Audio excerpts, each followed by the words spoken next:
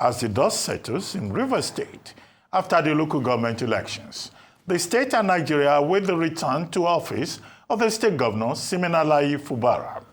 Although the state chapter of the All Progressives Congress, APC, has committed to cooperating with the governor on his return, many still have their reservations and worry if there will be synergy between the suspended governor and the local government chairman and the State House of Assembly.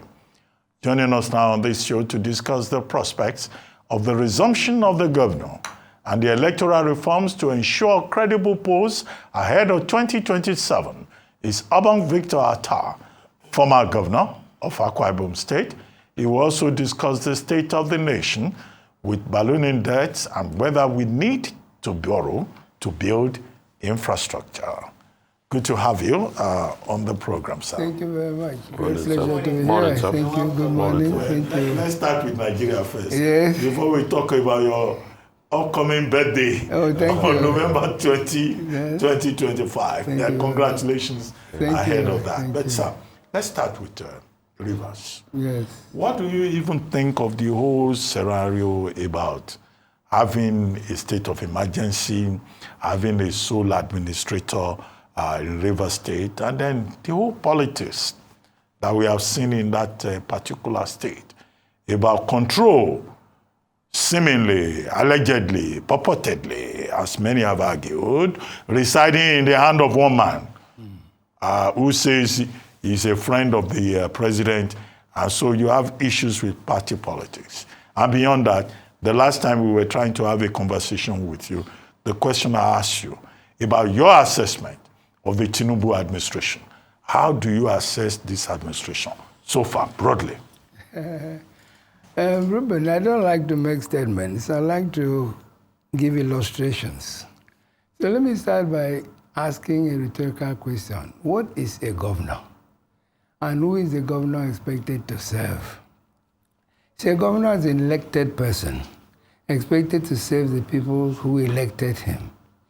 But you have a situation here, from what we understand, that this is a governor that might have been elected by the people, but today he's installed by people with whom he has signed an agreement on undertaking, with a clear mandate what is to do and what is not to do. And I don't know if the people have been consulted. The people he's supposed to serve, whether they've been consulted when all these agreements were drawn up. So really, it makes nonsense of the office of a governor. Yeah, let me just go back and tell you that I published a book in 2018, which was titled, "It Is Well With My Soul." And in there, you'll find a story about during the Abacha regime, I was called and told that, the head of state wants me to prepare to go to the next election to become the governor of Akwa Ibom State, and I declined. I said, no, I don't want to be put there by anybody, because then I'm going to do the person's agenda.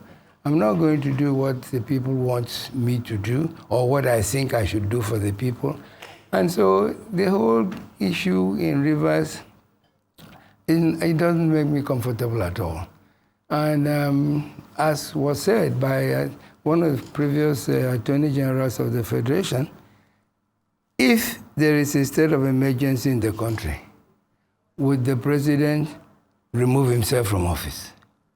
So if there's really a state of emergency in a state, why do you have to remove a governor, an elected person?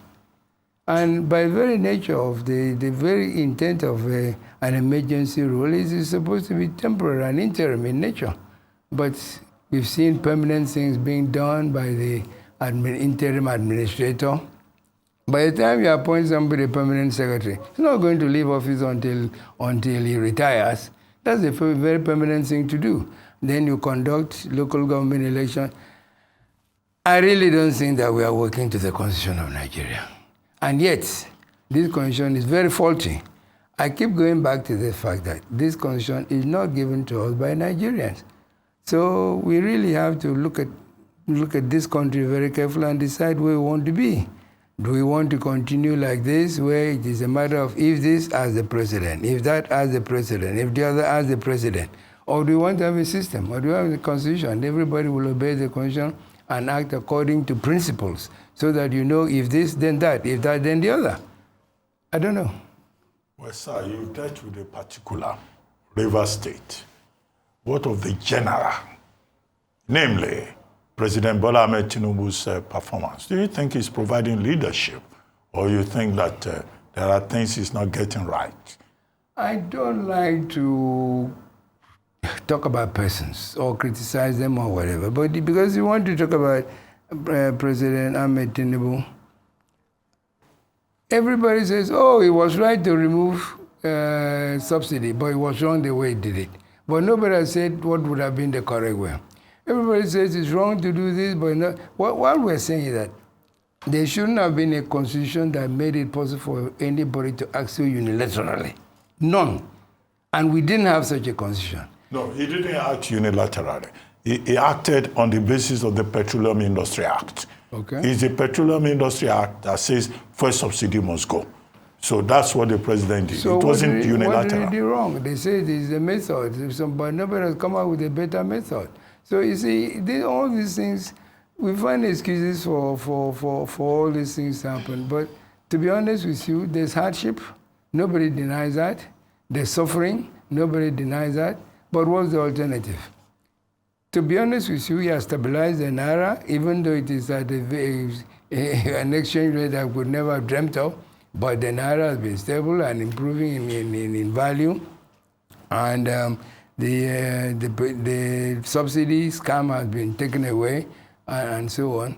But I still believe that at the end of the day, we are not different from what we objected to, which was that the condition we are operating was given to us by the military. What is meant by that is that it is the military that dictated, literally dictated what should be in the content of that constitution. Not that it was not written by somebody said, oh, are they not Nigerians? Yeah, they are Nigerian, doesn't make it a Nigerian constitution. The last time Nigerians sat down together and agreed on what should be their constitution was the 1960-63 Constitution. We insist. And that constitution has been suspended when the military came, and it should be reinstated with modifications to accommodate all the things that have happened since then. And that means really we have to write a new constitution unless and until we do that, unless and until Nigerians come together and agree again, these are the terms and conditions under which you want to stay together, given the present circumstances, there will be no peace. I insist on that. And we can see that there is no peace. Whatever we try to do, we see people fighting one another, we see situations deteriorating, security is very... Take even the question of security. Everybody now complaining that the laws about open grazing is just on paper. Why wouldn't it be only on paper? Because they have only Nigeria police. We don't have state police. And if there is no corresponding law in the federal constitution, the Nigeria police won't act on that law. So you make the law local state law, and there's nobody to implement it or enforce it. So what's the point? So we really have to get down to understanding what the constitution ought to be. It ought to be a document fashioned by the people with the intention to make them harmonious and come together and grow as a nation to the best of your ability. All this talk about some states will not be, there's no state that was not demanded by the people with evidence of viability. So why do we now want to say that they won't be viable? Every state in this country is capable of maintaining itself. It depends whether you want to an affluent way of life or you want to live just in a normal way of life. If you do want to live according to your means, you will live according to your means. And there'll be nothing that stops you from maintaining yourself adequately. All right, sir, thank you so much. Talking about democratic structures, we often look at the presidency, but in a federal system that we operate in Nigeria, there are different arms. We have the legislature, we have the judiciary. I'd like you to also assess these other arms, because the weakening of these institutions perhaps would also be responsible for why our structures of democracy are said to be in disarray. For instance, the River State example. They have a State House of Assembly. The challenge in itself started from the State House of Assembly, control of the State House of Assembly. If they were doing their work, perhaps we would not get to the point we got to in River State where they have executive oversight. Moving on to the National Assembly, when the president was going to declare a state of emergency in River State, perhaps if the National Assembly had also done their work of oversight, we will not be talking about, because part of their job is to ensure that the presidency or the executive does not overreach and act within the provisions of the Constitution. But it seems as if these institutions are not quite empowered to really do what they were set to do. How can we improve these structures? Because if we're going to have a nation with sound democratic structures, we need to ensure that our legislature, when we talk about State House of Assembly at that level, or National Assembly, are strong enough to be able to provide oversight function for the executive and also the judiciary. You talk about the institutions having been weakened. Who weakened them? I want to say that they weakened themselves by their actions. How can a people... Recently, we saw something very interesting. This leads me to this issue of youth.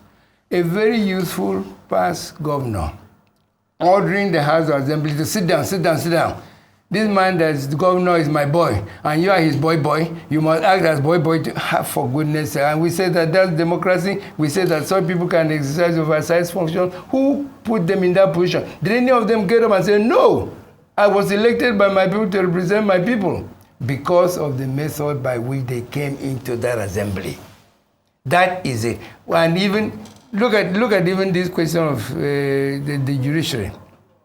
What did the Supreme Court mean when they say that votes belong to a party? If votes belong to a party and the party brings somebody and said, our party wants to build a school. Another party says, I want to build a hospital. The people vote for the party that says they want to build a school. Why should somebody who wins an election to go and build a school according to the policy of his party defect to another party that says they want to build a hospital? The whole House of Assembly thing in River State was called to question. Were those people really still members having defected?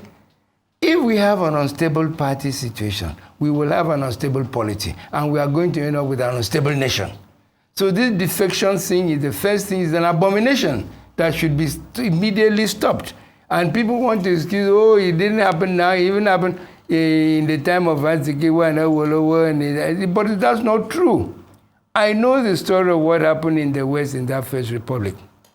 Azikiwe got a simple majority. Awolowo followed, close second. But there was an enclave party in Ibadan, a small enclave like, you can say Abga is an enclave party in Nigeria and Anambra, that had a certain number of seats. And what happened was, there was a negotiation. Azikiwe had the simple majority, but not overall majority. So he couldn't form a government. He had to go into an alliance with somebody. He went to the Ibadan party and said, look, I want to form an alliance with you so that I can have the overall majority that I need to form a government. They negotiated the point where they agreed. But they said to him, look, Sadamna has gone to the north, the northerner is going to be premier in the north. You are likely to have an Ibom man as a premier in the east. But so tell us that you will pick one of your supporters, NCNC members in the west to be the premier. He said, no, he wants to be there. And the people said, no, the west will be disenfranchised. I mean, why should you have two Igbo premiers, one in the east, one in the west? And so that's what made that party go and form an alliance instead with Action Group. And by doing that, they now had the overall majority and formed the government. There was no defection. So people don't contemplate the defending the defection by the fact that it has always been there. It has not always been there. It's one of the things we have introduced along with this system because it suits us. And I will blame even the party that I used to belong to, because now I'm an elder statesman, I don't belong to any party. But we started it. We went and pushed a senator in Lagos, if you want to mention his name, Wahab Dasumu. We went and snatched Ogunlewe. We went and we're finding as we went and took, let God rest his soul in peace, Sir Vincent Oblafo, the very person that opposed our own candidate so severely in Abia. We picked him up, made him minister, from minister to secretary, national to national chairman of a party that he opposed. Is that politics? I mean, is that party politics? Okay, so one thing that also makes it easy for all these politicians to get away with the shenanigan is that they've mastered the arts of the court. A senator, Senator Bukachua, in one of the valedictory statements in the Senate, once said that all of you, my colleagues here, you know how you come to disturb me for my wife to help you. For context, who is his wife? His wife was the president of the Court of Appeal. Sir, the word go to court, maybe about 40 years ago, people probably trusted the court, because if you had gone to the court and the case went up to a Supreme Court, who would you meet there? The likes of Charles Chukwudinfo Oputa, the likes of the Anyagulus of this world, the likes of the Eshors of this world. But today, when people want to mock you, they say, go to court. We have a Supreme Court that, as of today, has not heard the case of the state of emergency. So we don't even have a legal determination that was the president right in getting the state of emergency, because the case was filed since May in court, where 11 state governors, anyway, one of those governors, as they come to the APC now, out of the PDP 11 governors then, was filed as at May. The Supreme Court have not heard it today. And as of today, in a couple of days from now, the matter will be academic, because the expiration of state of emergency will come. And that's what we normally get with the courts. So in all of this, we have what we now call the rule, not of law any longer, but the rule of good lawyers. And the court system is complicit. Let's speak at the role the judiciary is playing in all of this. Good. That's why I asked the question when you said, when you weaken this institution, who weakened them? They weakened themselves. Let me give you even a more, well, not necessarily a better example, but it's that of what you have just said. As governor, my president declared that Akwa Ibom didn't have the boundary of Akwa Ibom stopped at the low water mark. I went to the president and said, sir, why do you want to take me to court on a matter that you know I will defeat you? He said, why do you think you will defeat me? I said, isn't it obvious? The Chief Justice of the Federation says there can be no boundary dispute between federating units and the Federation, because it is the aggregate boundaries of the federating unit that define the boundary of the Federation.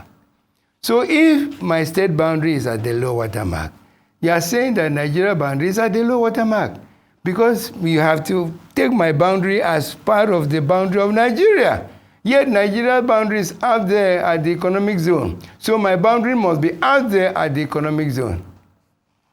And he said, you are making a mistake. I said, what mistake could I possibly be making?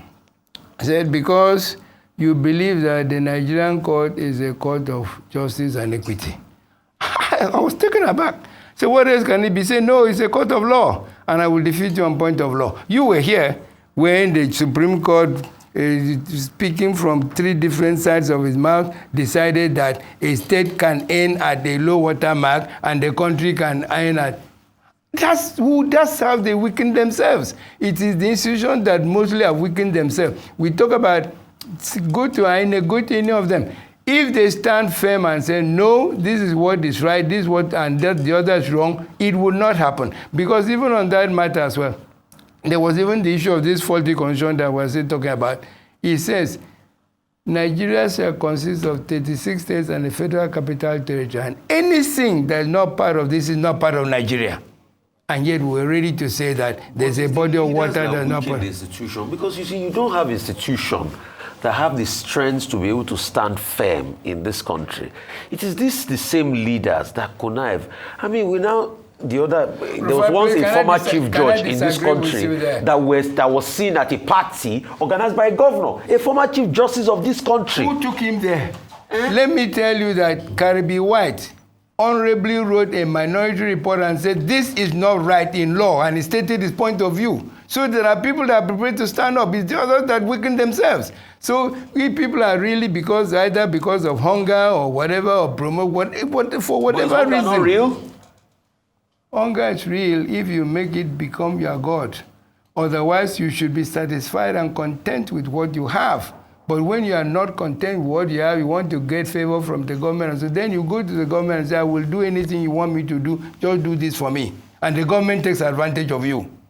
Okay, sir. Let's go back to Rivers. What are your expectations? There are people who are saying that by September 18, that the president will have no option but to return Fubara to his position. Someone else, some third party, haven't even gone ahead of the president without authorization to promise the people that Fubara will be coming after 6 months. Because the Constitution has a proviso that it can even be further extended. Mm-hmm. So what's your own expectation? Do you think that the president should just call off that declaration of state of emergency, which you consider illegal and unconstitutional? And then two, there's something you were already talking about, which we have discussed on this table. The issue of the 76 oil wells between Akwa Ibom State and Cross River State. Cross River State most recently tried to bring up the matter again. But I know that you were involved in that battle, from resource control to what constitutes the continental shelf and all of that. Now, what's your take on that story as a major stakeholder in that story? You see, it's very interesting that you bring that up. And I brought with me something that I will show you. It's a paper written by Chief Anthony Ani. Yes, I know him. I remember him. And the title is Before the Sun Sets on Bakassi. Mm. When we were small children, we used to sing songs and dance about Idombi. Idombi is Bakassi. We always knew it was there, and the literal status of Cross River was granted by the fact that that part of the state had direct contact with the ocean, with the Atlantic Ocean, and therefore it was a literal state. But somehow, in the International Court of Justice took a decision, which is a very unfortunate decision, and the decision did not have to happen, and it's a decision that we don't have to agree to. We didn't want to agree to it, but for some odd reason, we signed this Green Tree Agreement, and that took Bakassi away from Cross River. And by taking Bakassi away from Cross River, the rest of Cross River now becomes, in the words of the International Court of Justice at The Hague, a landlocked state with a few archipelago islands. It does not have contact, it's not a literal state. Full stop. And all its wells, all wells, are lost in Bakassi. That's what happened. If there was a way you could put up this map, you will see. The black line there shows the map, the international boundary between Nigeria and the Cameroon, meeting the boundary between Akwa Ibom and Cross River just before you get to the sea. That's what it is. So it is a landlocked state. Benue is on the Benue River. It doesn't make it a literal state. Niger is on the Niger River. It doesn't make it a literal state. Look, Kogi is on the confluence. It doesn't make it. So being on the Cross River itself does not make it literal. And I was amazed to listen to a former Attorney General saying, oh, because we cited the naval base there, it must be a literal. Citing a naval base does not make you a literal state. It just That's what you're talking of. Yes. I listened, it was on your program, and I listened to it. Just because there's a naval base, they do not make you a literal state. It's whether you are or you are not on the sea, and you are not. And that is a clear determination. So Akwa Ibom does not owe Cross River any 76 No, but the same Akwa Ibom, after the second Supreme Court judgment on the matter, agreed to be given Cross River, was it 500 million? I don't know, agreed. So if so, it was an agreement. I wasn't there when the agreement was reached, because I know that when I was there, what happened was that Cross River took us to court, believing that they were going to win the case at the International Court of Justice, and certain things will happen and more oil wells will come to them, whatever it was. But when the judgment from the International Court came out, they withdrew the case and I countersued. and insisted that the federal government and the Supreme Court must pronounce and upheld the position of the ICJ and confirm the fact that Cross River is not a literal state, and it is not. Look, having oil wells just means draw the boundary. If oil wells fall within your boundaries, it is your state, you have those oil wells. If it falls elsewhere, they don't belong to you, full stop. So anybody that can come and show that there are oil wells in Cross River that Akwa Ibom is taking revenue from, that's the difference. Nobody has done that. We're just saying we should give, we should allow. Do you want us to change the boundary? The boundary establishes the fact that this is the boundary. This is... But some people, like Akwa Chief Akwa was on this program, yes, was saying that, look, at the time there was some discussion about political resolution, political accommodation, and that Cross River did not follow through, but that there's still room for that accommodation. I will agree with that, because even I was forced to go and read the UNCLOS, United Nations Law on UNCLOS. I went and read it, and I think it is clause number 6 that talks about when you adjust boundaries, nobody should lose what they always had. And I tried to negotiate with Cross River at the time. Look, this estuary of the Cross River, we can split it, this portion, that portion, that, and so on, but they wanted to rely on the court. That's why they went to court. They went to the Supreme Court, but when the judgment did not favor them, they now withdrew the case, and I countersued, and so we have the judgment. If anybody wants to negotiate, I don't know why. Look, listen, if you suggest to Akwa Ibom that they should please offer, because that's what they're asking for, should please offer Cross River some of its oil wells, why don't you appeal to whatever state is next door to Zamfara, that Zamfara should please offer them some of their gold mines? And, I don't know how you begin to negotiate that, unless you want to change the boundary. You don't want to change the boundaries. Okay. Let's talk about debt and infrastructure. And I bring this question to you because during your tenure as governor of Akwa Ibom State, you've been credited to being, to developing the master plan for modern Uyo. You're very big on infrastructure, the Victor Attah airport in Akwa Ibom, in Uyo, the roads network is credited to you. Now, this administration has been accused of borrowing Nigeria to a state of stupor, as it were. And the justification for this is the need for infrastructural development. Is that justification good enough?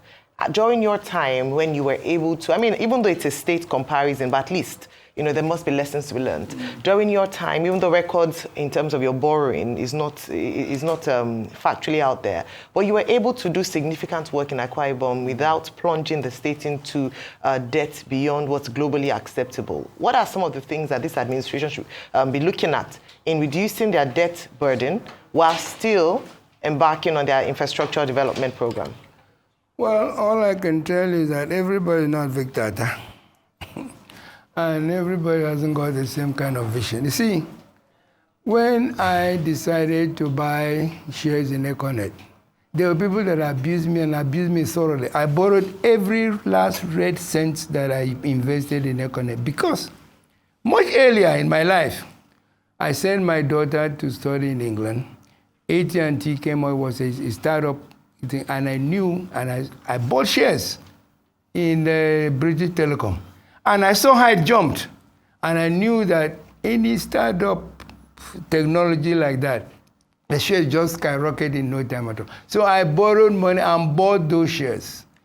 And when the time came, that's what I did. I bought those shares in Econet, and I had to sell those shares. When Obasanjo reduced me to a non-oil producing state, I had no money. He was giving me some money that wasn't enough to pay the salaries of my that's an interesting story.